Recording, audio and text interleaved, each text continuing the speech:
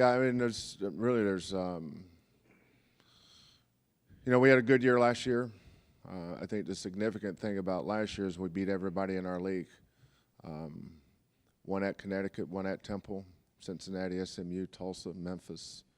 And I thought that was a big step. But your program should get better and better each year. That's just the way the thing's set up. And I think that we have a chance to improve our team. But your goal should every year is to get to the NCAA tournament. I think we'll be in a position to compete for that. A lot of good things have to happen. Best players have to have good years. You got to have your key guys healthy every night. Bounce the whistle, foul trouble, all those stuff factor in. But I like our team. I like our leadership. Leadership can be a lot of things, but if it's not selfless, it's not leadership. So, questions? Okay. Not so fast. Coach, just I guess starting with some of the newcomers, you get Devin in. How's that been going in practice and kind of the fit there, having to replace Devontae? Does he give you a little bit different look in terms of size and stuff like that you can use as opposed to last year? Yeah, there's some things that Devin's better at than Devontae, and there's some things Devontae was better at than Devin, but they're both good. Devontae, was one of the top 7 or 8 players in this conference. And I think Devin's going to be very similar to that. But the biggest difference is contact rebounding. A lot of guys can rebound versus air. If all I got to do is fight molecules, they usually can get it. But, when it comes down to a traffic rebound, that's Devin's 237 pounds. Devontae was 194. So it's a 40-pound difference. Devin can go up in a crowd and create space with his body. But Devontae's body wasn't made to defensive rebound. His body was made to offensive rebound.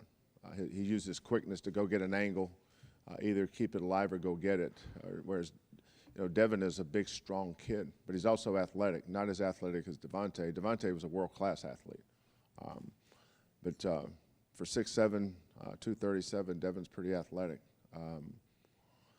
They were both pretty good medium-range shooters. Devontae's strength, though, was getting to the foul line, and that's how we used him. We create space and take advantage of his matchups against bigger post guys, and that's how we won a lot of games, especially down the stretch, is using him in that position. But Devin's a good one-on-one player, too. And the difference is the guys around him have improved. So, but yeah, Devin's going to be a good player for us. Coach, you mentioned how your goal this year is obviously to make it to the tournament. Last year, it seemed like this team was just right there on the cusp of making it. What are some things you're doing to kind of put you over the top, get you into the tournament this year? I don't know if it's anything I'm doing. It's just our guys are a year older, year better.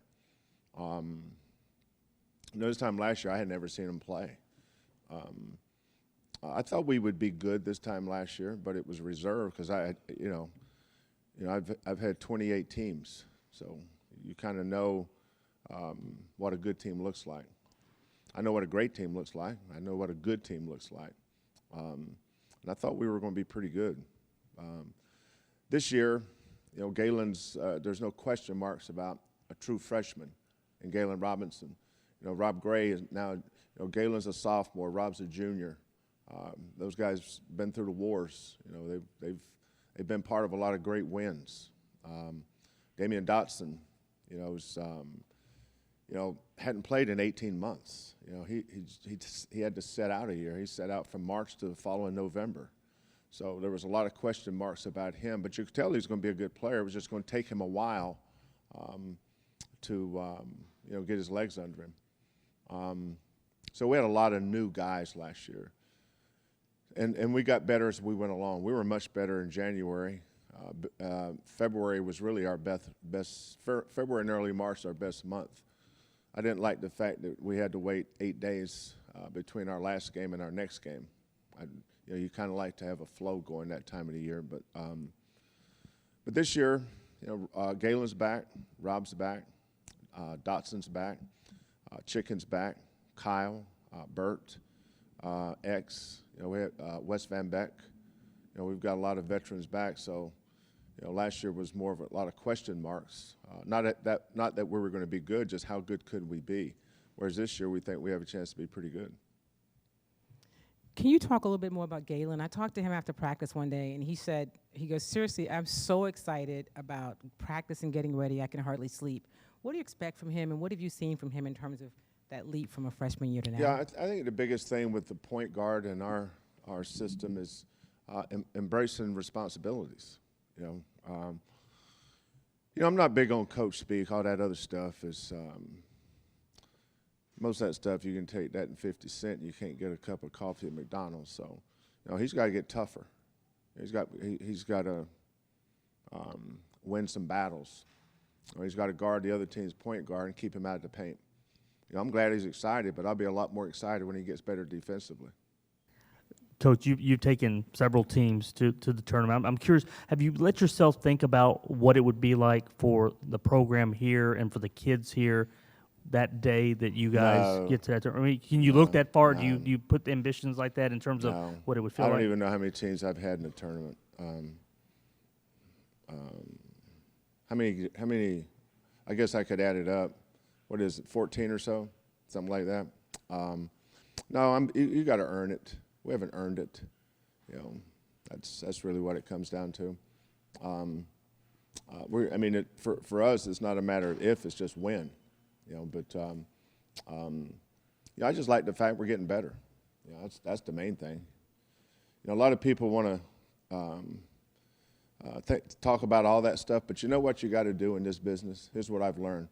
You better control what's in front of you, not what's ahead of you.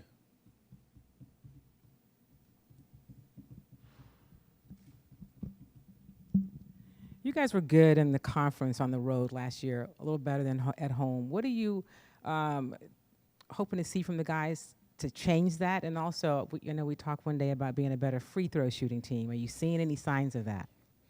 Well, don't get confused about a bad free throw shooting team. You may have a bad free throw shooter, and he affects the percentage of your team.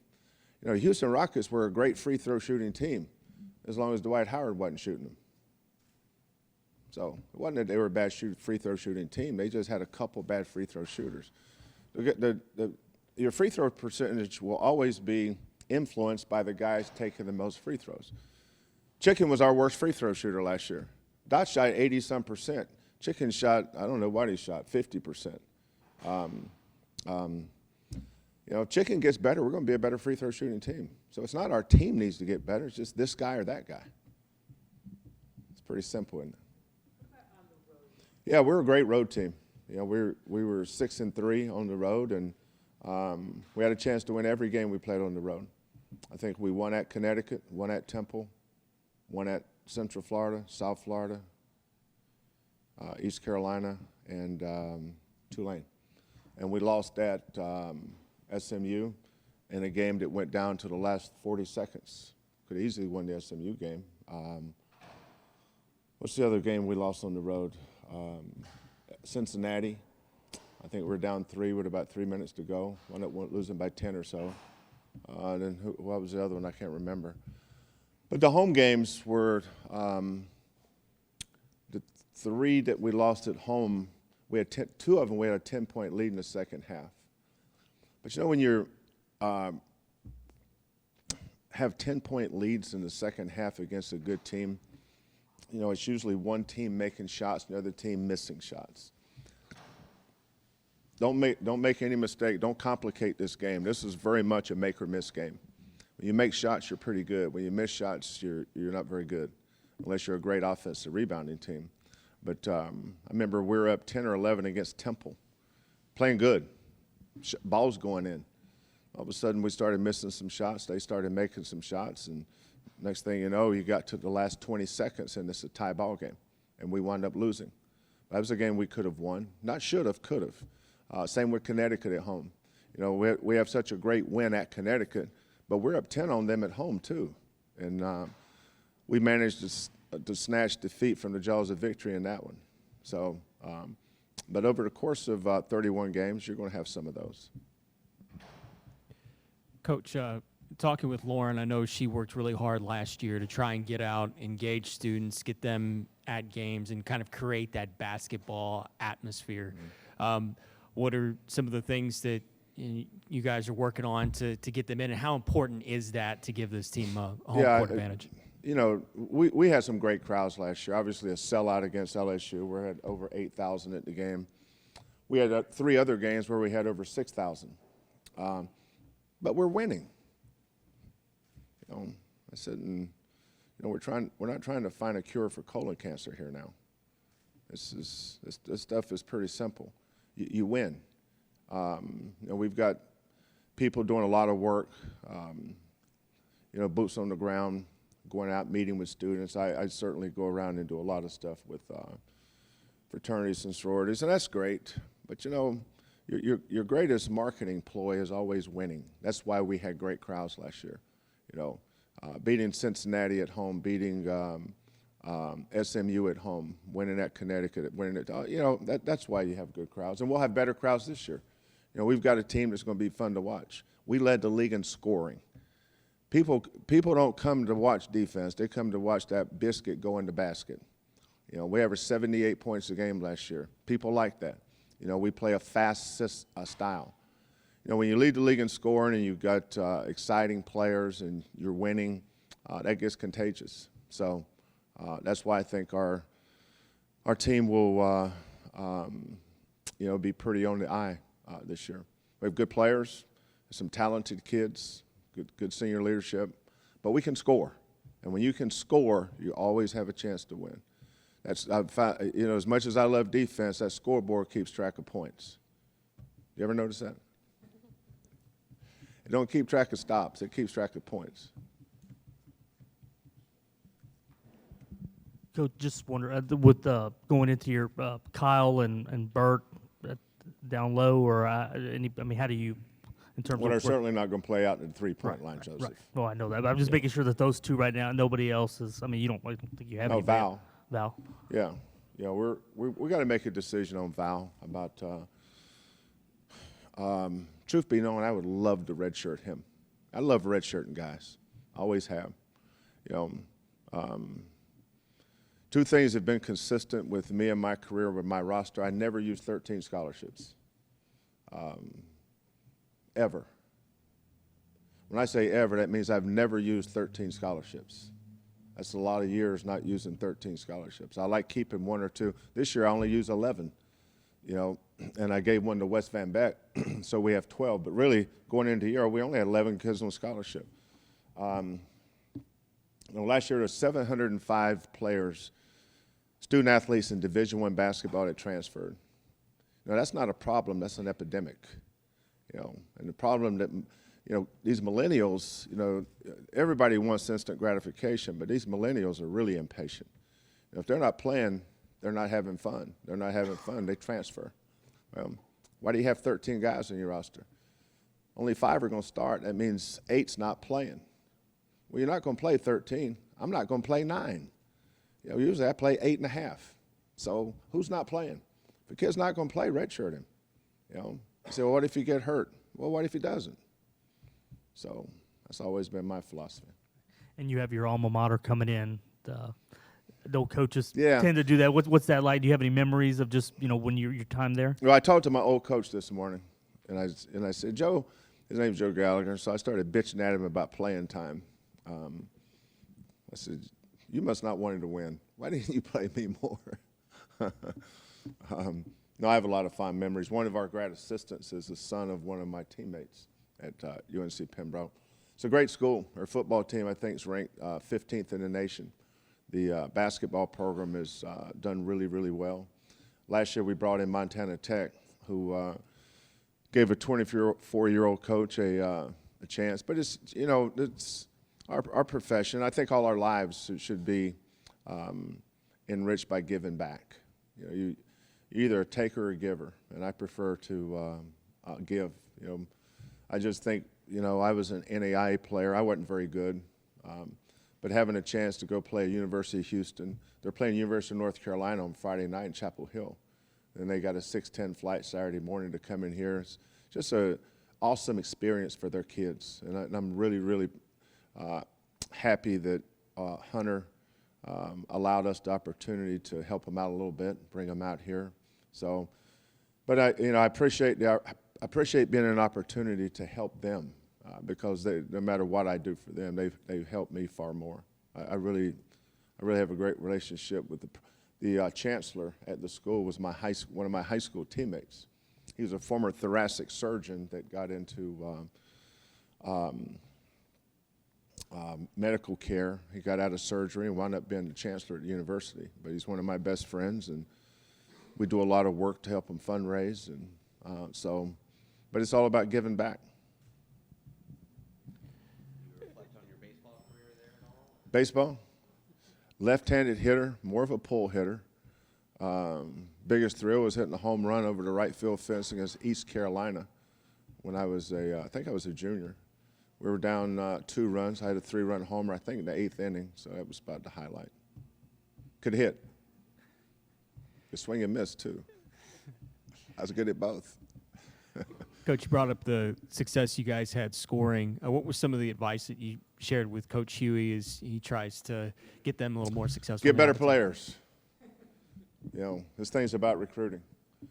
I'm sure if you were to ask Coach Herman, the key to his success is, he walked in and found Greg Ward. That's where it started. Coach Huey didn't walk in and find that. A lot of time it's as simple as that. You get a chance to get started off on the right foot if you inherit a great program. He and I both inherited tough situations, but that's okay. There is nothing wrong with that. That's a part of the building, My third team at Washington State, we lost 18 in a row. Best thing ever happened to me as a coach. Jeff was talking about winning National Coach of the Year. Man, I lost 18 games in a row. We beat Southern Cal to go 1-0 in the league. Then we lost our next 17, and then we lost our first game in the tournament.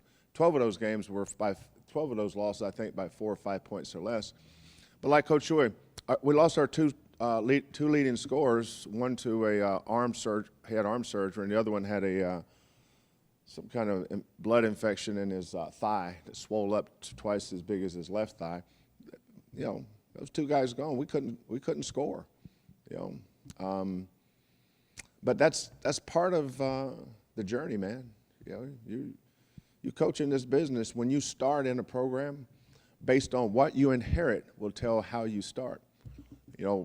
Based on what Coach Huey inherited, he's done about what he should do his first couple of years. Because of APR and academic rules, you can't clean house.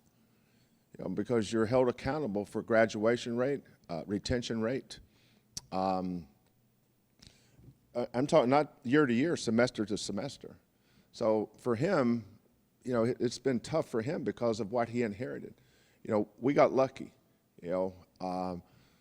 That first year, we spent more time recruiting than we did coaching the current team.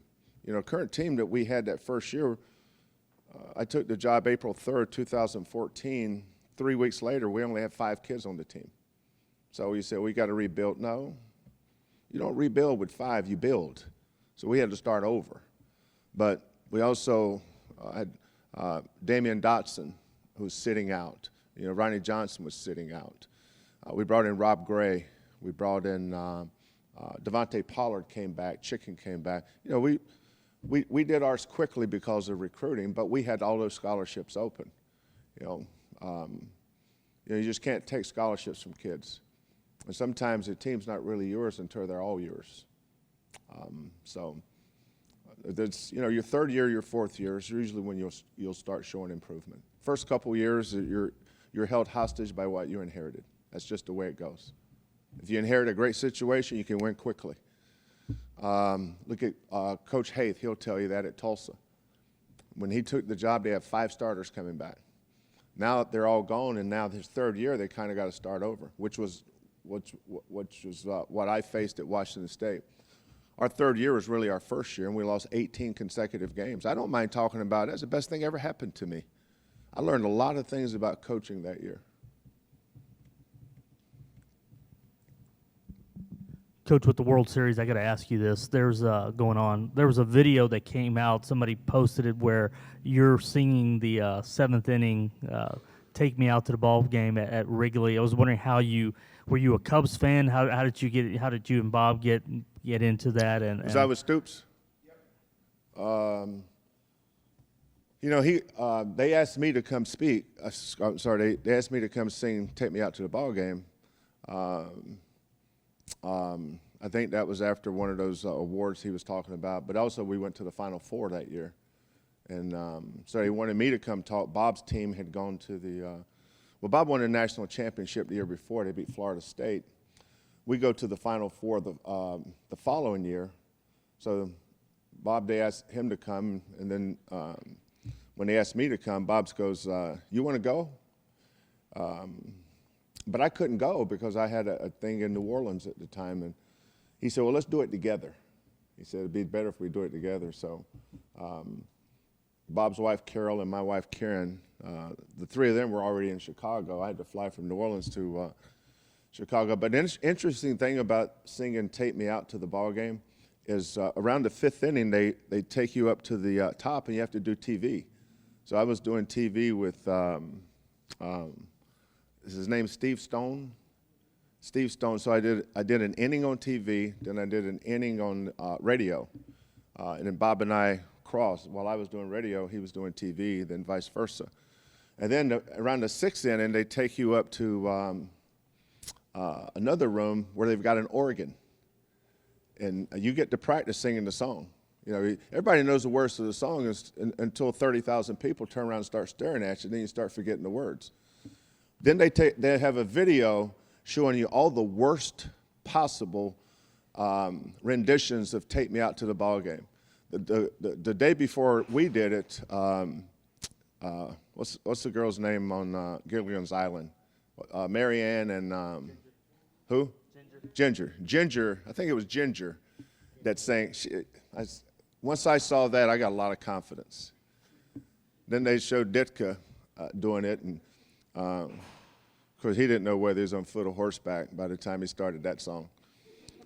But yeah, but you know, funny thing was, you know, Bob and I are both Oklahoma head coaches, and there was a spattering of Longhorn fans. Longhorn fans. So, you know, there's 30,000 people, and you look out, and you could just automatically see the Longhorn fans, and they're throwing up their hook 'em horns, and right in the middle of it, you didn't see it, but Bob's throwing one of these over here on the side. But that was a good experience. Some of you are glad you did at least once. You mentioned a couple of times about that losing the 18 in a row, and that you learned a lot about coaching. What did you learn from that, and what do you share about that with your younger coaches? Yeah, you know, I was a head coach in college when I was 25, and then I was a head coach in the Pac-10 when I was 31. You don't know it all. You know, it's easy to have a good team and nurse a good team along, but you don't have really any adversity that you face. It's like fighting Mike Tyson. Everybody's got a plan until they walk in the ring and he plasters them upside the head. Then the plan goes out the window. You know, I had a good plan going into that season, and then our two best players we lost, and then we knew, so we just started playing the freshmen. The best point guard I've had since I was a head coach was an 18-year-old freshman on that team. The problem was Oregon State had a 22-year-old senior named Gary Payton. Arizona had a senior named Sean Elliott. That's when the seniors stayed 4 years. You know, today Gary Payton would have only stayed 1 year. You know, Oregon State, Arizona, UCLA, Stanford, they all had great players. We didn't. So that was tough from that perspective. But I was proud of that team. You know, the fact that we lost 12 of those games by 4 or 5 points told you those kids never gave up. And I really respected them. To this day, I hear from half that team regularly. I have a great relationship with those kids. But if you have a good team, you really don't know. You find out about coaching when you're good and you lose a home game you shouldn't lose, and you go to practice the next day. that's when you've got to figure some things out. In coaching, you're always going to be challenged on something, but when you lose 18 consecutive games, that's when you've got to be creative, have some imagination, be patient.